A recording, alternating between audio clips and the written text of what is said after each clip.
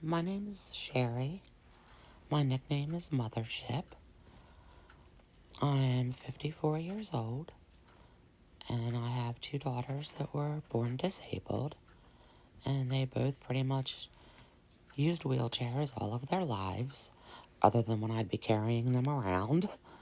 Um, my one daughter is 35 years old right now, and my other daughter is 29.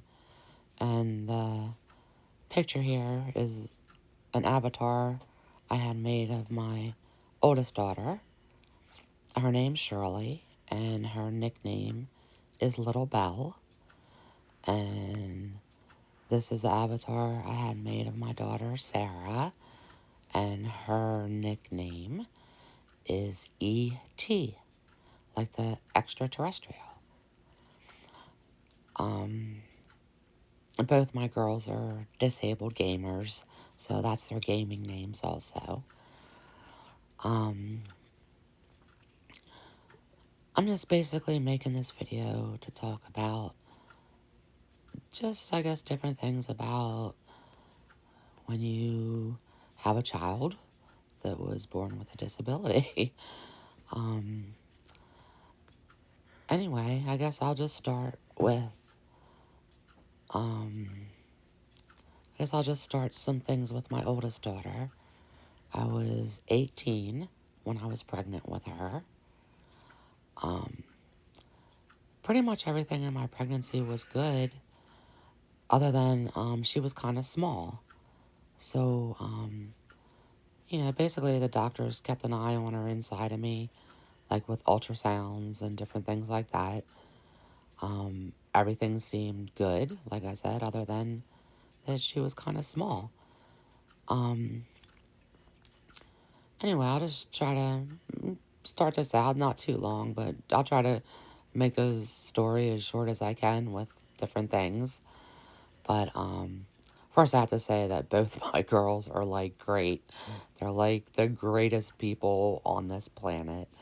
And they're funny, and they're full of love, and, oh my goodness, if you would ever, like, get to know them, you would just be, like, totally, totally amazed, because they just have so much love, so much, happiness. They joke around a lot.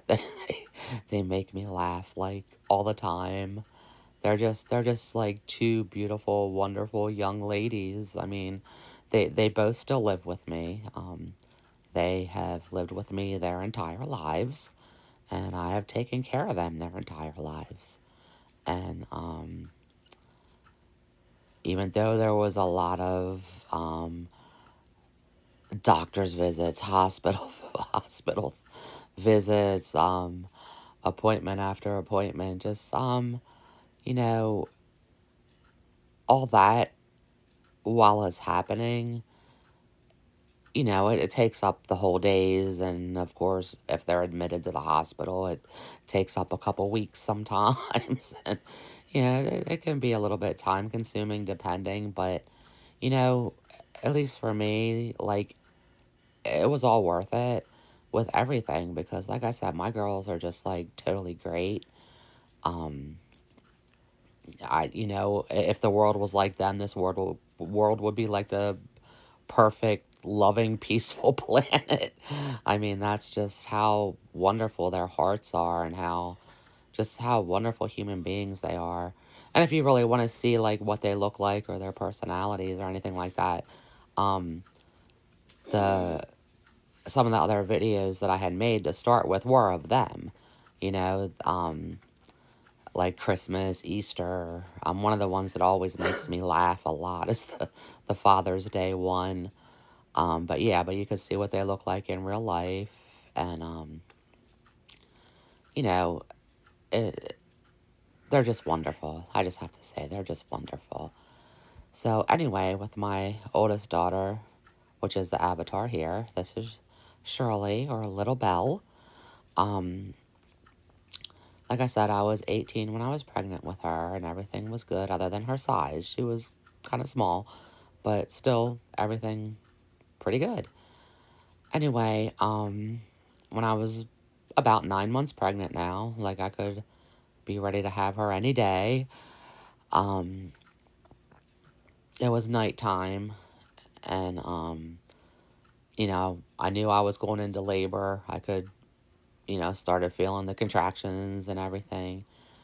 And I was young, like I said, but the weird thing is as I started going into labor and I started getting the contractions, for whatever reason, all of a sudden I thought, like, oh no, like, what if I die? Like, die in labor and giving birth. And that never even crossed my mind until I actually went into labor. And then there I am thinking, like, it wasn't really like a panic, but it was just like this, all of a sudden coming upon me, this worry of, what if I die while I'm giving birth? What?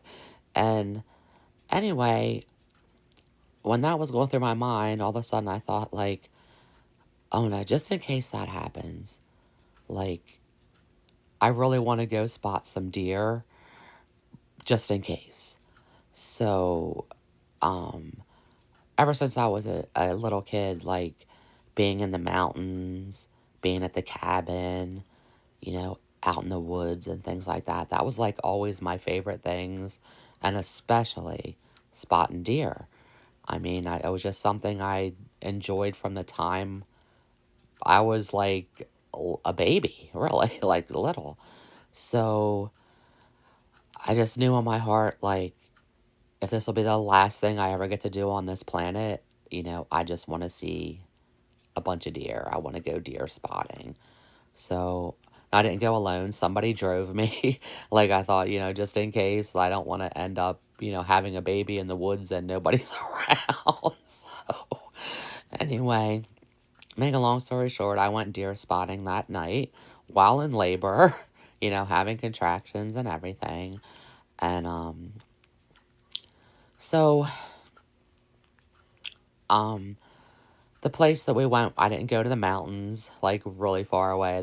Where I went was about a half an hour-ish from the house. I still lived with my parents, so it would have technically been like a half an hour-ish from my parents' house.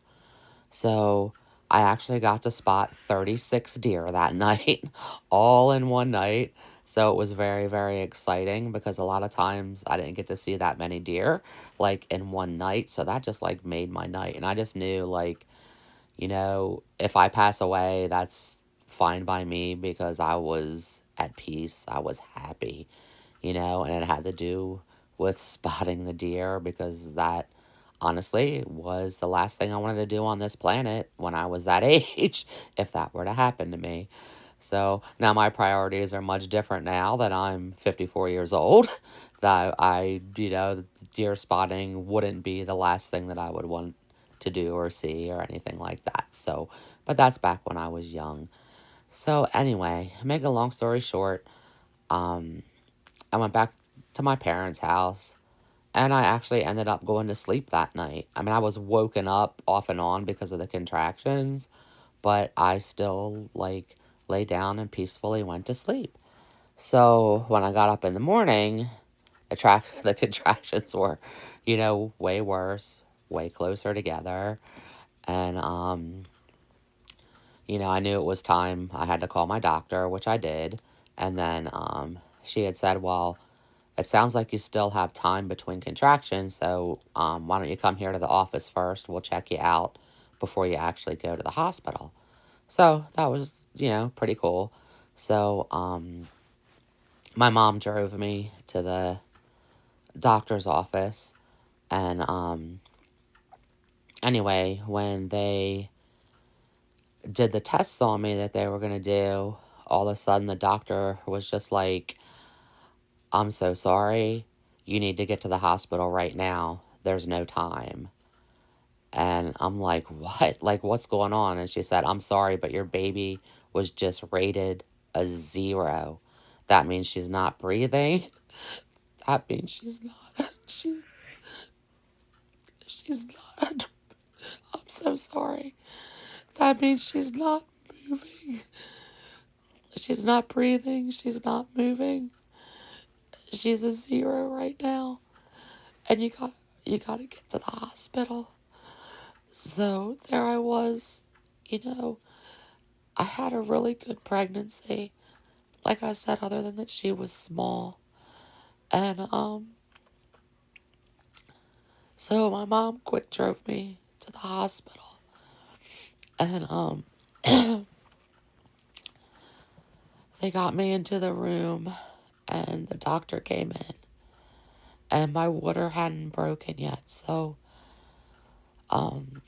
the doctor broke my water, and as soon as he did, my mom like just turned and ran into the bathroom that was in my room, and the doctor ran out, and all of a sudden there were all these lights flashing in the hospital, and all you can hear is emergency stat, emergency stat, emergency stat, emergency stat, with all these lights flashing. And within, geez, I'm gonna say like within a minute, if even, probably, yeah, about a minute, all of a sudden they were wheeling me out into this other room, and they just quick kind of put a mask over my face, and I was just out. Like, I woke up, I was in a different room, and, not a regular room, it was like a whole bunch of people in the same room. It was, I guess, like the recovery room or whatever. So this nurse comes up to me and she's like, oh, do you want me to tell you about your baby? And I'm like looking at her because, like, all I really wanted to know was, is my baby dead or is my baby alive? Because when all that happened, the lights flashing, the emergency stat, everything, my baby being rated a total like 0. I just wanted to know if my baby was alive or dead. And she's like, you know, you have a baby girl. And I just looked at her. I'm like, is my baby alive or is my baby dead? And she looked at me. She's like, I'm so sorry. I didn't realize that, like, that had happened. I wasn't, I guess, like, paying good enough attention at your chart. And she said, your baby's alive. She said, right now, your baby is alive. And then that was like the biggest relief of anything that I could have ever imagined in my life. I just had such an emotional relief of, like, you know, I was just so glad that she was alive. And it was I didn't get to see her like right away or anything like that. But the lady had told me that they had to do an emergency C-section on me immediately, like from the time the doctor had checked me and all those lights were gone and the emergency stat was gone. And she said they just had to get the baby out right away. They had no time to wait. So what had happened was, the nurse didn't tell me this. They waited for the doctor to come in, but the nurse told me that, I have a baby girl. Yes, she's alive, thank God. And she was 4 pounds, 14 ounces. So she was very small. She was not premature. As a matter of fact, there was a premature baby born around the same time that she was, and the premature baby was actually bigger than her and weighed more than her. So, she was just a little 4 pound, 14 ouncer, but she was full term. She was definitely not a preemie, even though I had to get all preemie stuff for her, preemie bottle, preemie clothing, because she was very tiny. We were in the hospital for about a week anyway. But anyway, when the doctor had come in to talk to me, basically what they said was the reason she wasn't breathing anymore and the reason she wasn't moving anymore was because the umbilical cord had wrapped around her neck. So they got her out in time and got the cord off of her neck. And she was a little cutie. She was so tiny, just so tiny. And anyway, they knew right away that she had some heart defects. The doctor could hear it. So they had told me that pretty much early on. I honestly still didn't get to see her yet. What they told me, about the heart defects. They did tell me that it looks like she might possibly have something called Down syndrome, which I've never heard of before. I mean, I was 18 years old, but I never had really met anyone with Down syndrome before, so I had no idea what it was. He just basically said we won't know for a week or two whether she has Down syndrome or not, because that's a test that takes a while for the results to come back. So basically, all I knew is I had like a small little girl with some heart defects and possibly Down syndrome, and all I wanted to do was get to see her. So they had wheeled me over where I had got to see her through the window, and but I wasn't allowed to hold her yet. So anyway, they had taken me back to my room and stuff, and honestly, I didn't get to hold her, I believe, for like the first 5 days, because I had some kind of fever and it wouldn't go away. And my parents and grandparents and siblings were all like allowed to hold her outside of my door at the hospital, but she wasn't allowed to come in the room. I wasn't allowed to have any contact with her. And that was just like so totally heartbreaking. And I mean, I was glad that my family got to hold her. I mean, like, because at least she's feeling our family, like being held by family. It was just so heartbreaking that I couldn't hold her. And so after about 5 days, finally I got to hold my baby, my little baby girl, and she was so tiny. Just so tiny, but she was so beautiful. She just had this like perfect little face and perfect little body. I mean, she was just such a cute baby. She was so adorable. So tiny and so adorable, and I didn't want to put her back down. I just wanted to keep her there with me, like the 24/7, but they wouldn't let me do that. So, they had to take her back to the nursery. She actually had jaundice also, so she had to be under the bilirubin lights and stuff. Um, Back then they didn't have uh, like the little wallaby suit that's like a bilirubin light so you can take your kid home. If they did, they didn't offer it to me. I don't really think it existed back then, but it might have. It might have. But either way, that wasn't offered to me, so she had to stay in the hospital under the lights, which I was still at the hospital too. So, we were still there together, even though we were apart, because she was in a different place in the hospital than what I was. Anyway, um, I finally got to take her home after about a week or so. Might have been a little longer than a week, but it was about a weekish anyway, put it that way. And then, before we took her home, the doctor had told me that she needs to be isolated for the first 9 months of her life. And I said, what does that mean? Like, she has to stay in the hospital? for 9 months. And he was just like, no, no, no, no. You can still take her home, but you can't leave the house with her. You can't have like groups of people around her. Um, you have to keep her away from germs.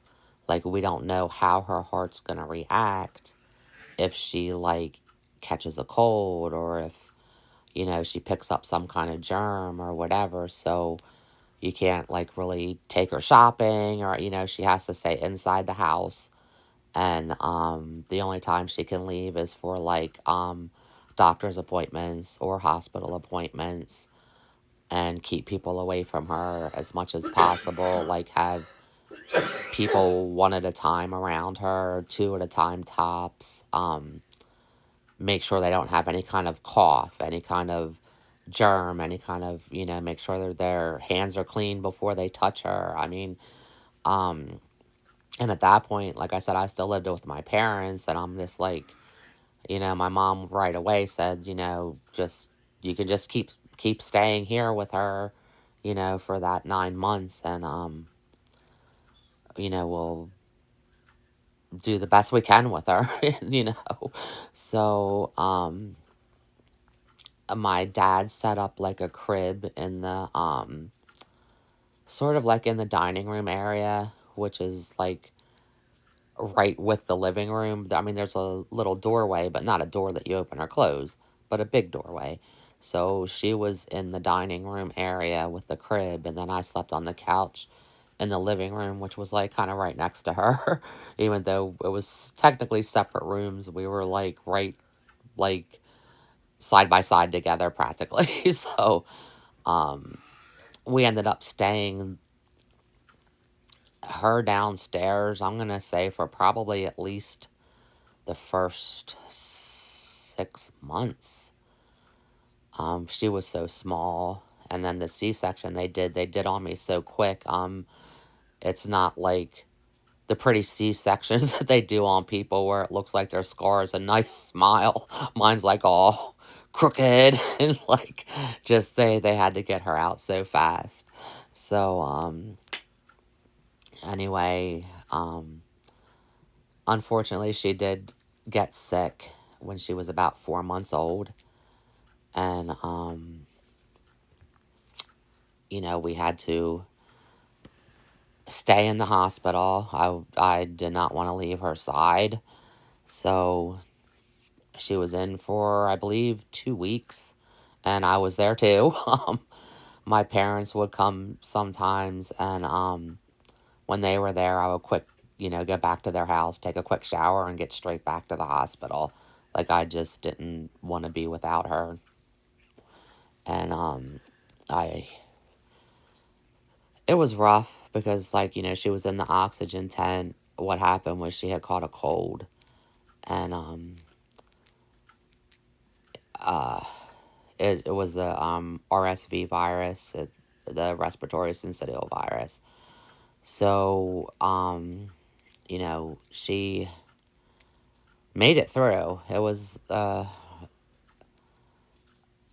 scary, because she was kind of lethargic, and it just like was scary because I just really didn't know if she was going to make it or not make it, and I just wanted to be there with her.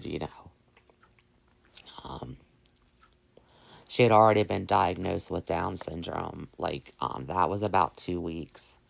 When she was about 2 weeks old, the test results came back with the Down syndrome, and she did have Down syndrome. So anyway, after the couple weeks at the hospital, she got, we got to come back home to my parents' house, and again, just total relief of, my daughter's still alive. She made it through that. She's a very great baby. And there's a lot more to this story for me to tell. I mean, this was just the beginning. So, for now, I'm going to leave that part with Shirley, or Little Belle, that we were back home at my parents' house. She was about 4.5 months old now. So, I'm going to go to my daughter Sarah now for a little while which, again, her nickname is E.T. So now here we are with my little Sarah. So with Shirley, like I said, um, everything was pretty good with my pregnancy other than that she was small. So when she was rated as 0 and at the hospital, that was like a total shock because it unexpected. It was totally unexpected. So, and I know that probably happens to a lot of moms. They have a great perfect pregnancy, and then all of a sudden they're just either in shock something went wrong, or in shock that the baby's born and something is wrong with the baby. I mean, you're just not really prepared for that mentally because you don't really think about that. So, um, it's just like a big shocker, and it's unprepared. You're just unprepared for it. Now with my Sarah here, ET, this one was a little bit different because um, during about my 5th month of pregnancy, they were doing an ultrasound on me, and I happened to notice something on the ultrasound screen, and I'm like, what is that inside of my baby's head? Like, um, the person doing the ultrasound just like looked, and she's like, I don't know what that is. She said, I've never seen anything like that before. And anyway, make a long story short, they had sent me to a medical facility that's like for high risk pregnancies then. So I was at that medical facility then to get checked. And at that time, so now, I'm only like 5 months into my pregnancy, and the doctors could already see that there was something inside of my baby's brain. They also told me that my baby has no arms and that there's something wrong with my baby's feet. So now, at like 5 months, I'm knowing like I had this baby. My baby, I'm told, has something in her brain. She only has 2 feet that don't really look like feet. There's something wrong with them. And she has no arms. So here I am just thinking like, okay, like, um, I'll find a way to, help my baby once, once my baby's born, I'll find a way to be able to help it. And, I didn't know if she was a boy or a girl yet. And, anyway, to make a long story short, after I got that news, I got to come home and everything. They didn't like have to keep me there or anything like that. So, now I'm back home, and I had to keep going back and forth like every so often for like another ultrasound and blood work and all the stuff that pregnant moms have to go through. I think I probably had to have it done a little more frequently than normal because of the things they found. But about into my either 5.5 months to 6 months, um, any movement that I felt by her was very violent. Like when I was pregnant with Shirley, I could feel her movements. I could feel her like kicking me or hitting me. Um, but with Sarah, it was different. It was just, I can only describe it as like violent. When that started happening, I went back. I called the doctor. They told me to come into the hospital, which was like I said, the high risk pregnancy hospital. And Anyway, they did another ultrasound, and this time it was a really long, long ultrasound. And so they were watching what was going on in there, because when I described it to them, I was like, yeah, this is like, she's definitely doesn't move like my first daughter did, but I know babies can move differently. I said, but this is different. This is like something is wrong with her, and like she needs to get out. Like I'm like, it's just violent kicking and hitting, and just there's something not right about it. And as a mom, like even being pregnant, it's like sometimes you think like the doctors don't really listen, because sometimes they really don't, because they're so used to like baby after baby. But as a mom or as a pregnant person, it's like you can know and feel deep down inside when something's wrong, like when something's not right. And my advice to that is, don't be afraid to keep pushing your doctor and explaining the best way that you can is like, something's not right here and I need you to check this out or whatever. Because with the things we went through medically over the years and years, that's why, I have that type of opinion that I do. Um, so anyway, with this ultrasound that they were doing, and it was a special ultrasound too. It wasn't like a regular ultrasound would be. It was a much more um, higher up in technology type of ultrasound that they had to do, instead of just the regular one. So when they were doing that, what they realized was that her movement inside of me wasn't really her movement. It was all spontaneous convulsions. And that's why it felt so violent. That's why she was in there kicking and hitting and whatever, because she was really having spontaneous convulsions. And that was the only movements that she has ever had inside of me.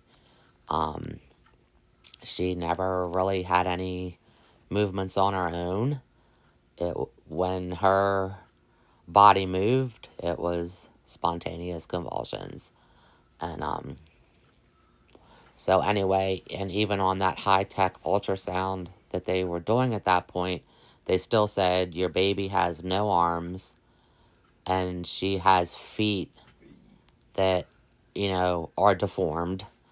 They don't really look like feet. And now I'm looking at this ultrasound and I could see two little hands. They didn't look like real hands, but I saw these two little hands curled up like at the top of her chest. And I was pointing that out to the doctor. I'm like, look, I see two hands right there. And they're looking, and none of them could see it. There were specialists, five specialists in there reading this ultrasound. And for some reason, I guess it must have been like a mother's connection with her baby or something, because I could see these two hands on her chest. Now, I didn't see arms, so I said, maybe she doesn't have any arms and her hands are just coming out of her chest area. And, but I know there's hands there. Like, I can see her two hands there. So, I guess the doctors probably thought I was just a crazy mom. But anyway, make a long story short, uh, we got to go back home again. I went back home and stuff, and but at that ultrasound appointment, like they had me see my regular prenatal specialist and all that. So anyway, what they told me at that point was, your baby is going to die at birth. Your baby will never be able to take a breath. All her movement is spontaneous convulsions with the thing that's inside of her brain. That's what's causing it. And she'll never be, well, he didn't say she or he because they didn't know, but your baby will never, ever even take a breath once she leaves your body. Like, once you deliver her, she's never going to take a breath. She's just going to die. So, again, devastating. You know, I guess you can never really prepare yourself for something like that because I guess, you know, the normal part of the human brain just wants everything to be okay, figures everything's okay, and then all of a sudden it's just like, wow, you know, here, now I'm having a baby inside of me. Like, my first daughter had no idea anything was even wrong with her, other than being a little bit small. And now this daughter, you know, I'm like 6.5 months pregnant, and they're telling me, you know, my daughter's gonna die as soon as she's delivered. So, you know, oh, you can't even really explain the heartbreakingness of it. It's just like the most devastating feeling. I mean, like the feelings that I went through with both of my daughters. Um,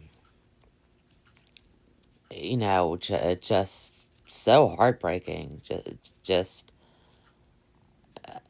you know, you like your children are your world. I mean, it's like just terrible. It was just terrible feeling wise, just so sad, so heartbreaking. And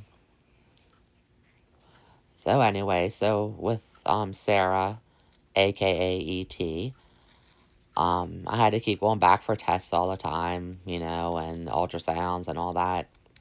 And when I was about 8 months pregnant, I had gotten sick with toxemia. So they actually wanted to take my baby out of me. And I was just like, no, there's no way that this baby's coming any earlier than when I go into labor with her and she's ready or he's ready to come out. Because they're already telling me that my baby's going to die. And, you know, in my mind, for how, I don't, you know, however this went about, somehow inside of me, I felt like my baby was going to live. I mean, you just don't know how, um, when you feel a certain way, it's just like, you just know. And, I'm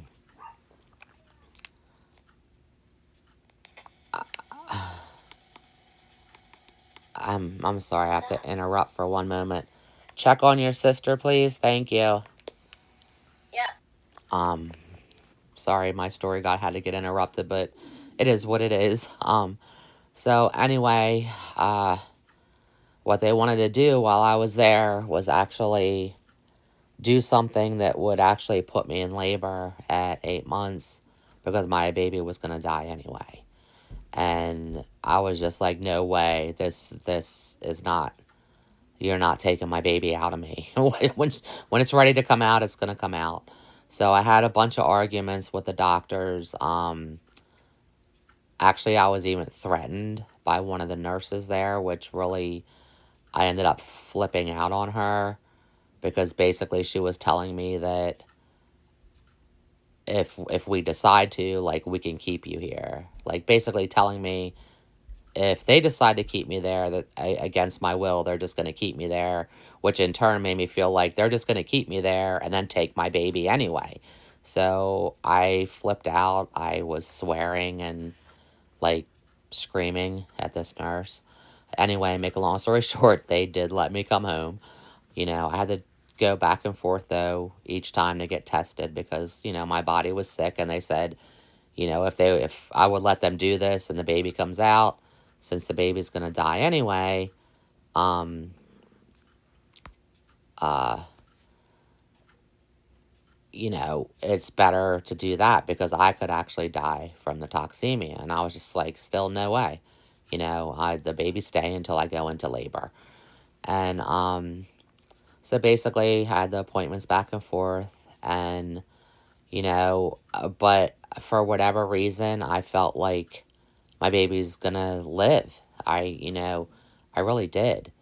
So here, which I didn't know, my mom didn't really tell me this until we were there at this one place to pick out a funeral outfit. I went to pick out a girl funeral outfit and a boy funeral outfit because I did not know whether my baby was going to be a boy or a girl. My mom, when I bought the outfits, and the lady at the place where I was buying them, she was like all excited, and she said, like, oh, are you having twins? And I just looked at her. I said, actually, no, my baby's supposed to die at birth. I don't know if it's a boy or a girl, so I have to get a funeral outfit for each gender here. And the lady literally started bawling her head off. My mom started crying and bawling her head off, and then my mom, like, ran out of the store. It was kind of like a mall, so we were, like, the place where I was getting the clothing would have been, like, one of the stands in the one mall. So, anyway, I paid for the outfits, and as I went to go make sure my mom was okay, the lady said, wait, she said, whichever outfit you don't need, she said, bring back and I'll give you your money back. So I thanked her, and I thought that was really nice of her, you know, that I, could have taken the opposite outfit back of what I needed. So, anyway, I got it, I left, and my mom was out at the car, not in the car, but standing at the car, just crying. And I felt really bad. And then we got in the car and she was just like, I don't understand this. And a lot of the family members don't understand this. But you haven't even cried. She said, here we are crying and we don't know what to say to you. We don't know what not to say to you. We don't know what to do. We don't know if we should have a baby shower or not have a baby shower because we already know the baby's gonna die. And we're a mess. And she's like, and you're not even crying. She's like, none of us have even seen you cry. And I just looked at my mom and I said, Mom, I just don't think that my baby's gonna die. I just don't think that my baby's gonna die. And, with 5 specialists that are like total experts in their field, telling me that, she is going to die. Basically, at the hospital, what the doctor said to me is I'm just in denial. They said, that's how sure they were that my baby would never take a breath, is that she's going to die, and I'm just in denial.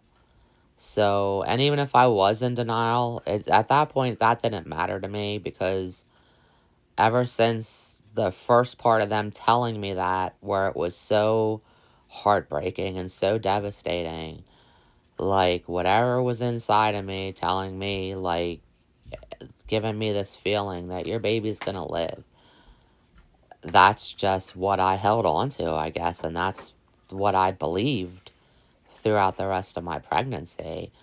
So anyway, with Sarah, when it got closer to the 9 months and I was at the 9-month stage, they already knew once she was born, she was going to have to be in like the neonatal intensive care unit and things like that if she actually took a breath, which honestly, again, they didn't think she would, but I did.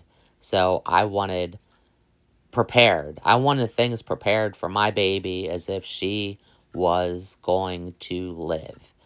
So that's where the neonatal intensive care unit came in then to talk with me about some things. And the funny part, this is I mean, I didn't think of it at the time, like right when it happened, but shortly afterwards I did. And it just, and here's how you can picture how much like a mom just loves her baby, still pregnant, the baby's still inside.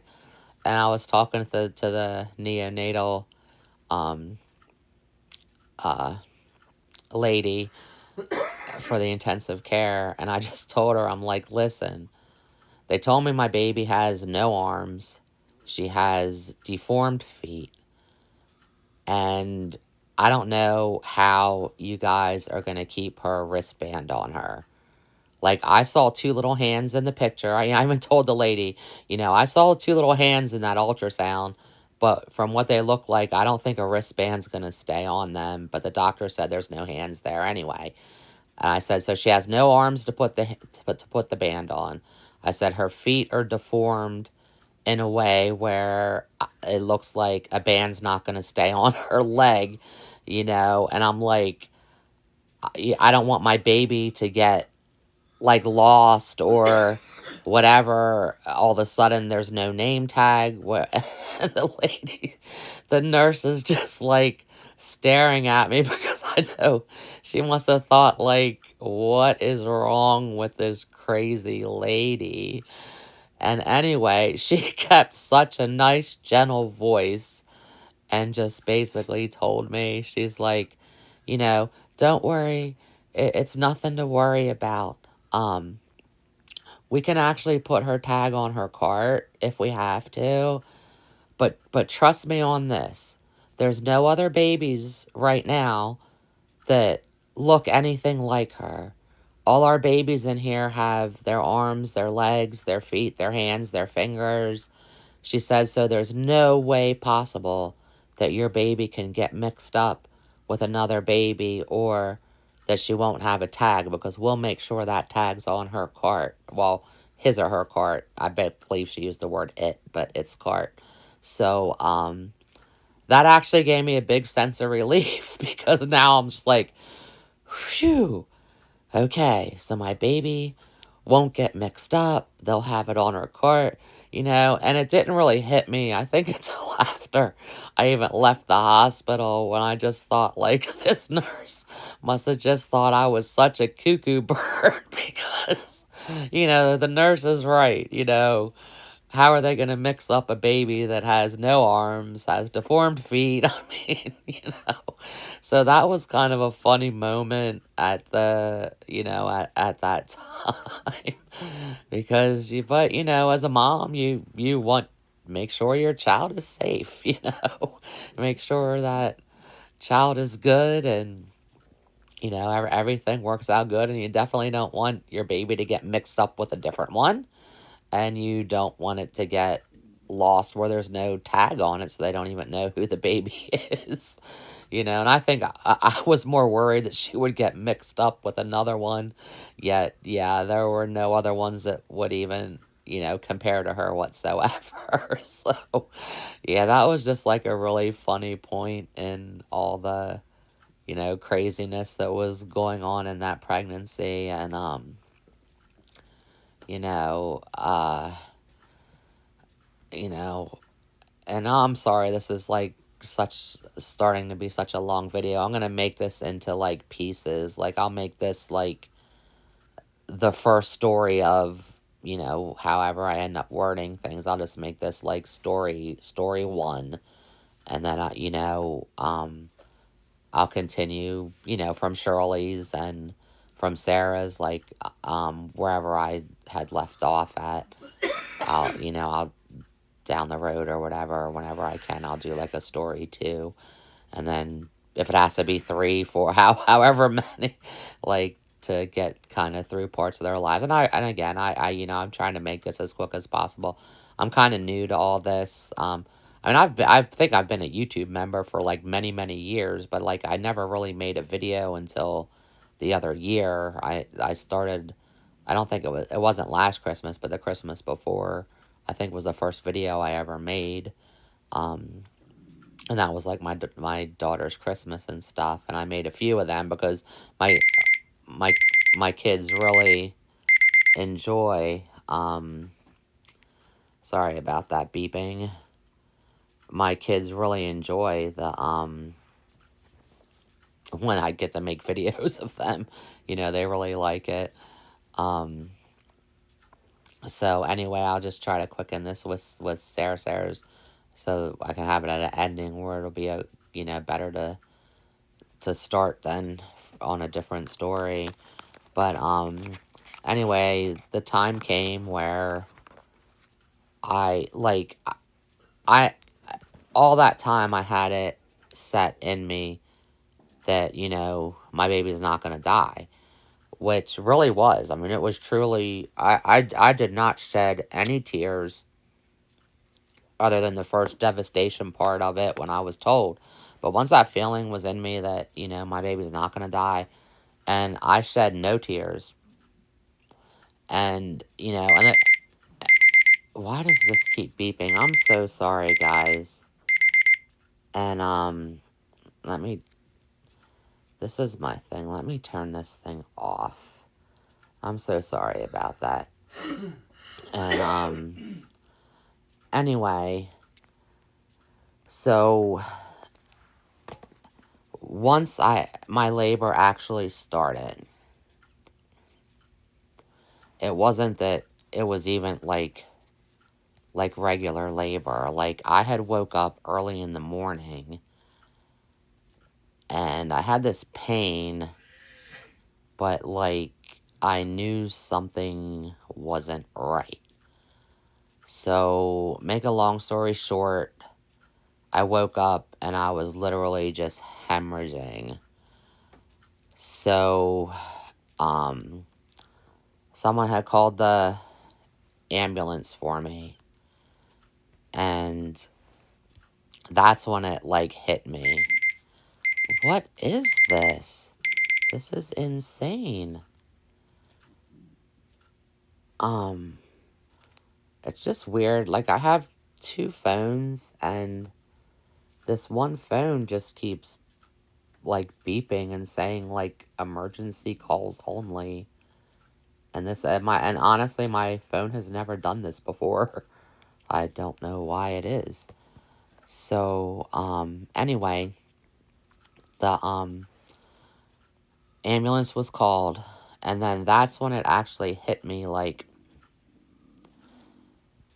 that at that point it hit me that, like, I'm gonna die because of what was happening to me.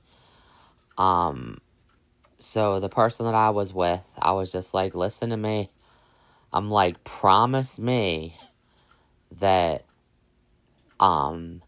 me and my baby will be buried in the same casket together.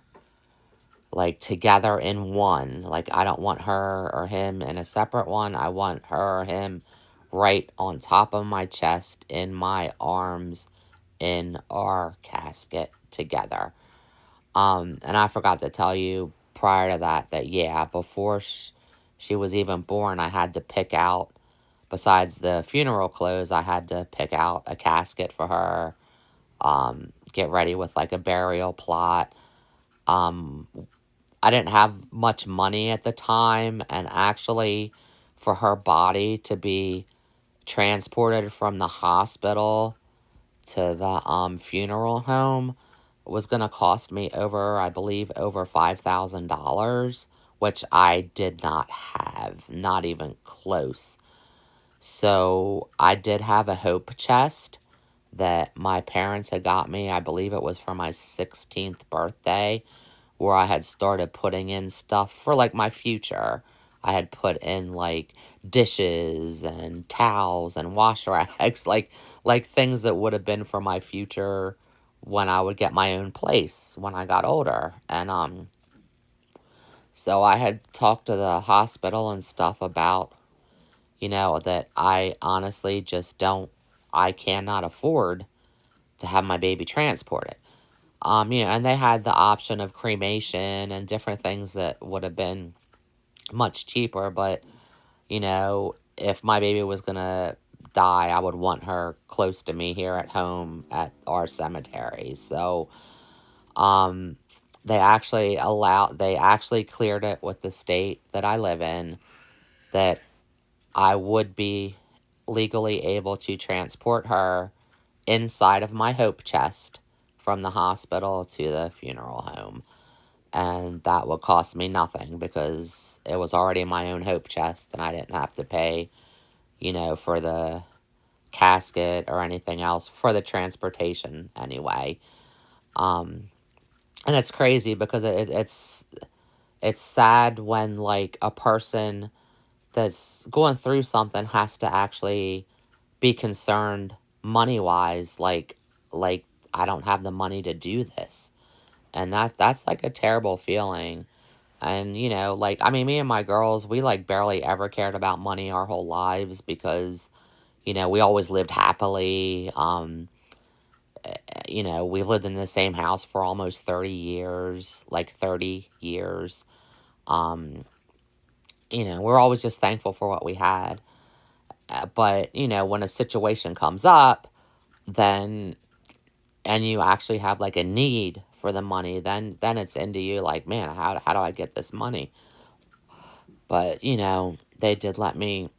they were going to let me use my hope chest so that part wouldn't cost me. I mean, the funeral, everything else would have still cost. I would have had to been put on a payment plan.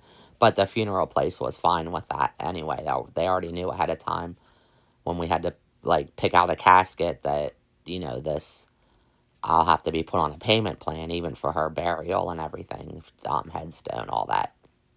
So, anyway, I guess I got sidetracked there anyway. Sorry about that. It's just like, this is new to me anyway, like making videos, but, there's a lot there and then I forget one part and all of a sudden it pops into my memory and everything. So, but anyway, try to make this long story short, the ambulance got here. They actually started taking me to our regular hospital and I did say, you know, I'm a high risk pregnancy and my baby's not supposed to even take a breath. Like it's not even supposed to live. So then they're like, check her vitals, check her quick. And they did, and I was still like, okay. And they said, all right, we're gonna shoot for the hospital that you're supposed to be at. And they did. And they got me to the hospital that's, been doing all my care, the high risk pregnancy and everything. And I had called my family. I had just called my mom to let her know about what happened to me, and I don't know if I'm going to make it. And the baby, is to be buried with me in the same casket on top of my chest with my arms around it. Because that's all I really needed. And then I had my other daughter to think about, and it's like, you know, please, take good care of Shirley. And let her know that we'll see her again someday. It was just emotional. Um, so when I got to the hospital and stuff, they got me into my room. Um, a little bit after that, my family members started showing up for support because they all knew that my baby was not supposed to live. And, then at that point, I'm sure my mom told them that, I'm probably not going to make it either. So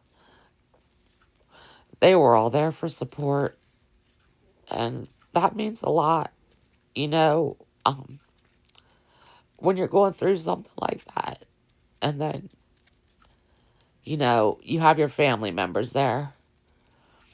Whether you had disagreements with them before throughout your lives, whatever. When it's needed and they're there, it means everything. It really does. And so anyway, so I was in labor. The thing that happened to me I already said. And it was getting closer time to deliver. I mean, my contractions were getting real intense. They asked me, like, do you want an epidural? And I just, no, I don't want that right now. And, sorry guys. So when I was actually, 9 centimeters, and they asked, would you want like an epidural or anything? And then I said yes, which I was already 9 centimeters anyway. They were like, this might not even kick in, and you might already deliver the baby beforehand. But that was fine at that point, so they did do that. And anyway, when it really hit me strong that all the doctors that were saying that my baby's gonna die and stuff. And the whole time, like I said, I did not, I just knew somehow she or he was gonna live. But then there I was in a position now where I, was most likely gonna die. So, but I have to say, because one part that I didn't say is, when I had called my mom to tell her what was happening to me, like when I was still here in the house before the ambulance got here, I called my mom and told her, what was happening, and how I definitely want to be buried one casket. I also had called a friend that is a Christian. It's actually a pastor's wife that I knew, and during that time before the ambulance got here, I had called her too and told her what's happening, and that I'm probably gonna die too. And and again, I told people I want my baby in the same casket with me. And anyway, she told me she's gonna start calling like all the different churches, the different people, all the people that she knew that would pray. And so that gave me a sense of relief too, in its own way, because I do believe in prayer. I do believe in the power of prayer. Um, I feel like Sarah wouldn't be here right now if it wasn't for the prayers of many people, of people that didn't even know me, because I know that the pastor's wife, I don't know how many churches she called or how many people she called, but I know that it would have been a lot, and most of them like would not even know who I am. So make a long story short, when it actually came time for me to push, and the doctors told me, like, because there was a lady doctor and a guy doctor both in the room, and then there was some other person in there too. So when it actually came time and they told me to push, that's when it hit me, because there I am still alive now. And now the doctors that all said this, my baby will never take a breath, all of a sudden that's when it hit me.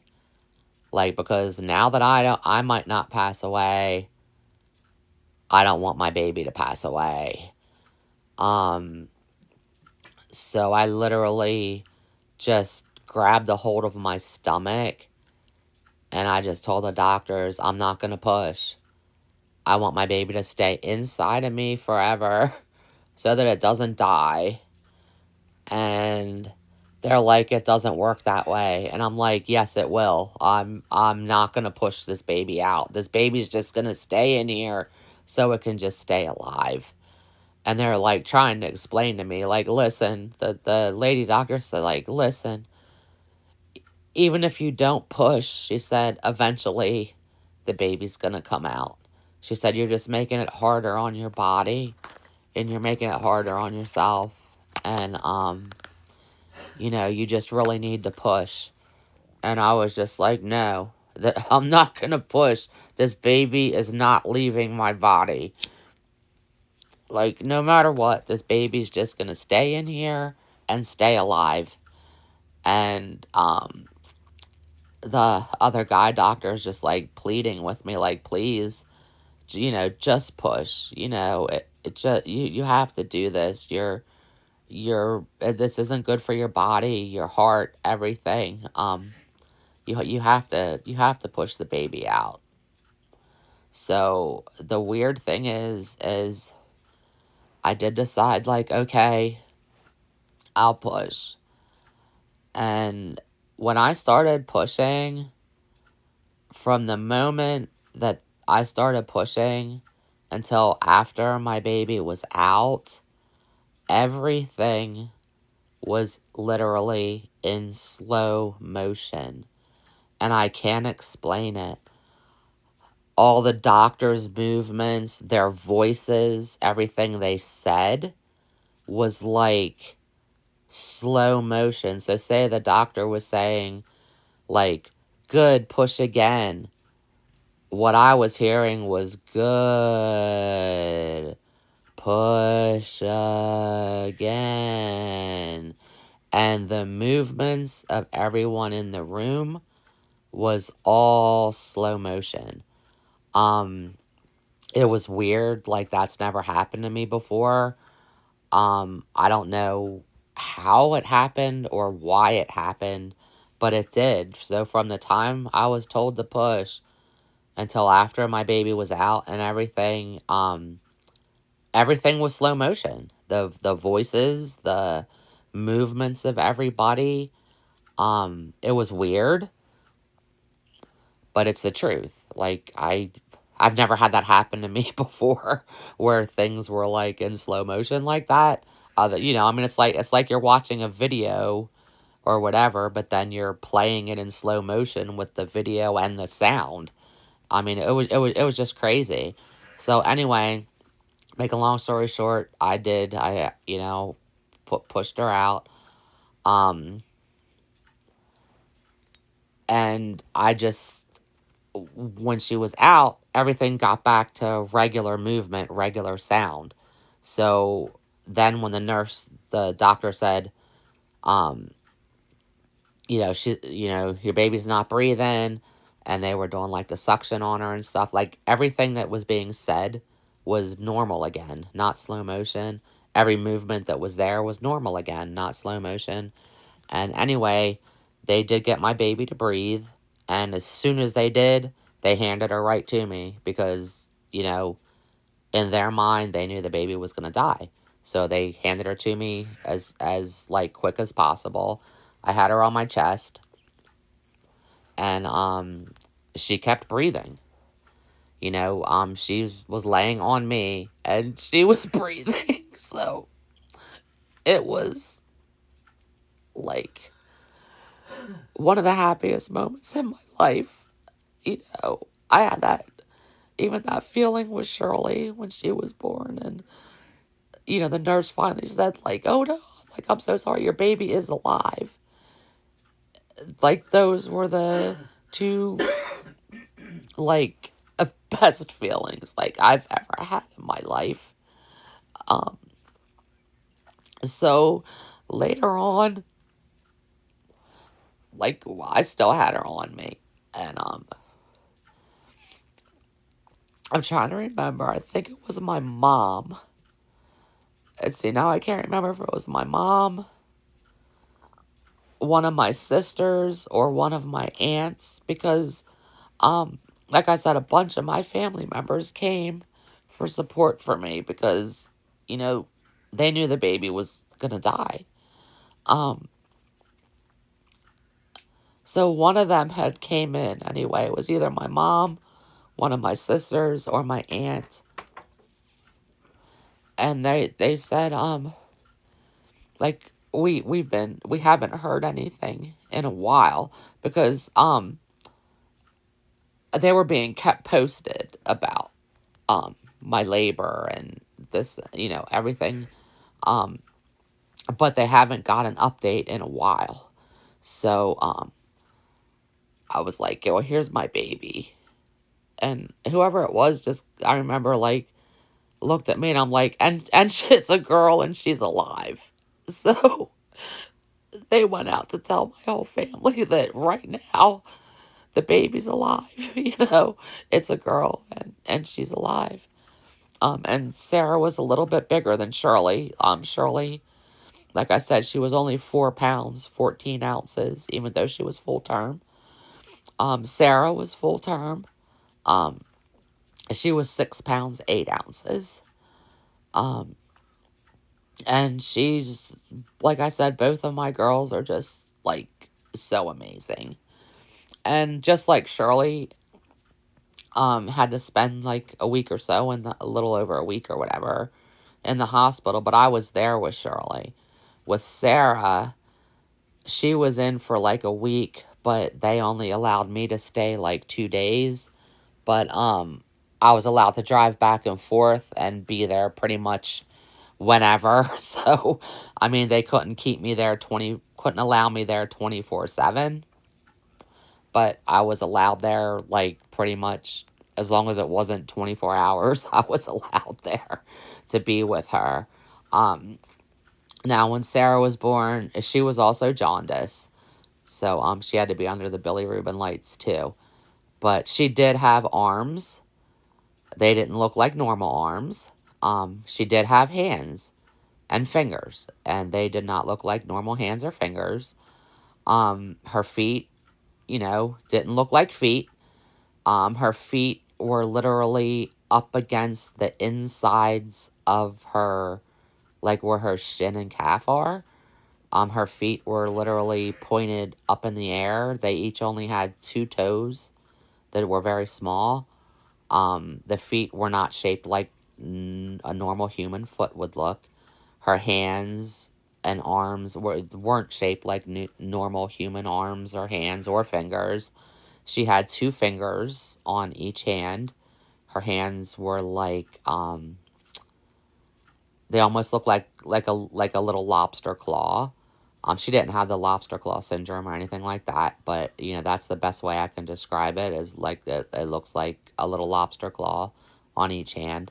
Her hands were tightly against her chest, so that's how I was able to see that she had hands on the ultrasound. Like, when my mom saw her, and I'm like, look, and she goes, oh my gosh, like, those are the hands that you saw that you said were probably coming out of her chest. And I said, yeah, because really, the way her arms were curled, like, you really couldn't see them. But right where her wrist bone and hands were, that's what I saw on the monitor, like the ultrasound, and that's why, like, I knew she had some kind of hands, even if they were just attached to her chest with no arms.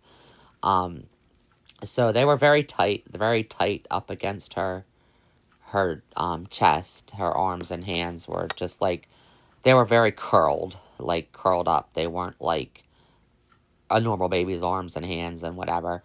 Also, she needed to be on a feeding tube. She couldn't suck. So there was like a feeding tube that went up through her nose.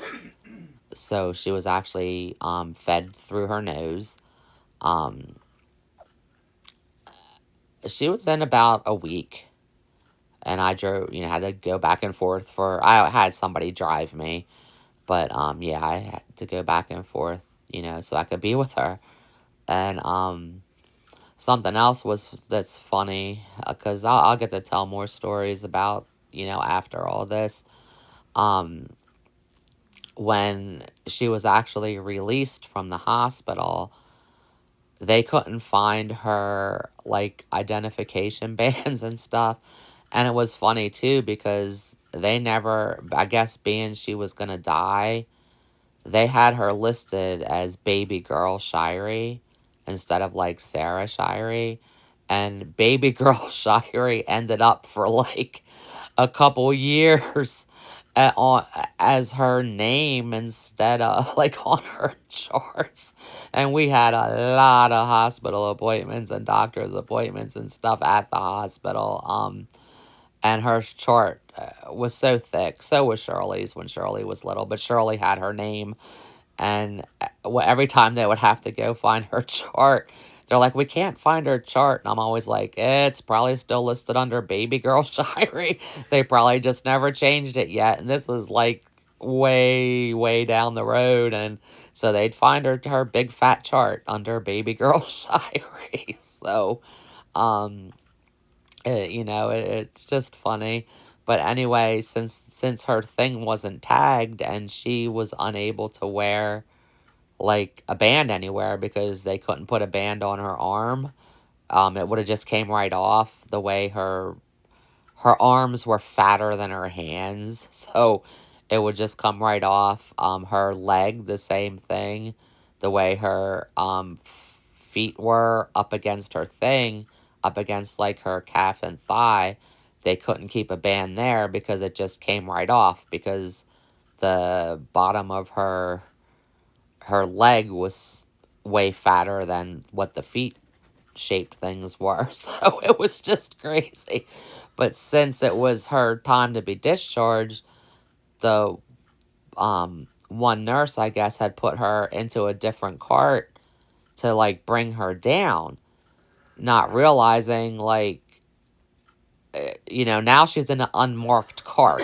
Like the cart that she was in, was, had her information on it, but now this cart didn't. So the nurse, had brought her to me and stuff, and then she's like, oh my goodness, like, wait, she couldn't wear bands, and it must have been on one of the other carts, but now they probably already took the other cart because I had, like, put her in this one.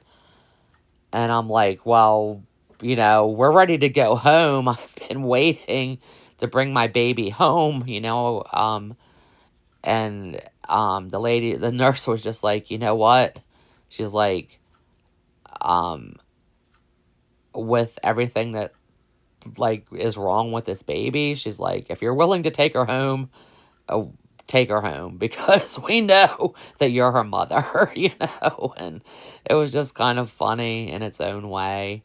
And so yeah, so finally I got to bring Sarah, aka ET, home.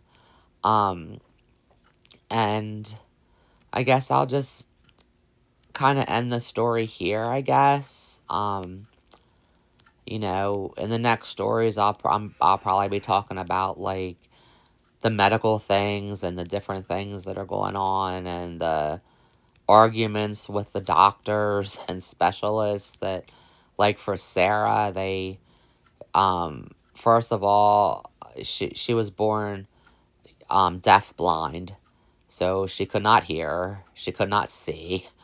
um that was more like a week down the road that we found that out and had to get all the tests done. And yeah, so she was deaf blind. Also, by the age of about 2.5 months. So it was about a week later we found out she was definitely deaf, like profoundly deaf. Um, and then another week after that, like, so she would have been, if that was only, so 1 week after she was out of the hospital. So she would have been like about 2 weeks old ish, a week and a half to 2 weeks when we found out that she was deaf, profoundly deaf. And then another week after that, so she would have been about 2.5 to 3 weeks old when we found out that she was blind. Like, she was considered as having light perception because I told the doctors, like, when I put her under the light in the bathroom, it calms her down. So the light perception isn't that she could actually see the light, but like if even as an adult, if you like close your eyes and all you see is black, but then you turn a light on in the room, that black changes a little bit. So it doesn't look like a light that you're looking at, but you can tell from the pitch black that there's a different tone of color there because now there's a light on. Um, so that was what her light perception was. Um, so then at about 2.5 months, the doctors wanted her to be a 4-limb amputee. And I was not gonna have that because as a mother, I felt like you know what? That's her decision to make. Like, I didn't feel comfortable to make a decision to cut off her hands and her feet. Um, Whether it would have went good, whether it would have went bad, honestly, I did not feel that that was my decision to make. I felt that I'm going to raise her the best I can, and I'll allow that to be her decision when she gets a little older. You know, if she wants to have her hands amputated, great. You know, I'll support that. If she wants to have her feet amputated, great. You know, I'll support that. If she doesn't want to, I'll support that. But for me, I felt so strong that, yeah, that's going to be her decision. So, yeah, there were lots of arguments between me and, you know, her specialists. And she had a lot of specialists, as did Shirley. You know, they both had the, orthopedic doctors, the neurologists, the neurosurgeons. Just they had a lot of different specialists. Both of them did. So I guess that's where I'll end my story for now. And this will be story number 1. And I'm not even sure what I'm going to name it yet. So I'll probably re-listen to it and then go from there and see what I decide. So, and again, this is my baby girl, Sarah. You know, she's 29 years old, and her nickname is E.T., which she had picked herself because she feels like her fingers look like E.T.'s fingers from the movie in the 1980s. So this was my little Sarah's avatar, and this is my little Shirley's avatar, which is Little Belle. And her name she actually picked it for the Disney Little Belle. But when we did it for her gaming, for whatever reason, it didn't have enough room for the E, so it's actually just spelled with the LL at the end and no E. So now we have things for her that are like, you know, Belle from Disney, but also now we get her like jingle bells and handbells, like different things, because now she's like both bells. So, you know, and I didn't show you my avatar, but if you look on my page, um, there's some stories that I have done, and that's my avatar. And you can see I have a necklace on. One has like a little alien on it for ET, and one has a little jingle bell for Little Belle. So, all right, everyone. Thanks for listening to my story so far. And I hope you all have a good day and good night. And again, my little Sarah and my little Shirley. And I hope you like my story so far. And, you know, I hope you'll listen to the rest as I get to make them. So thanks, everyone. Have a great day and have a great night. Bye.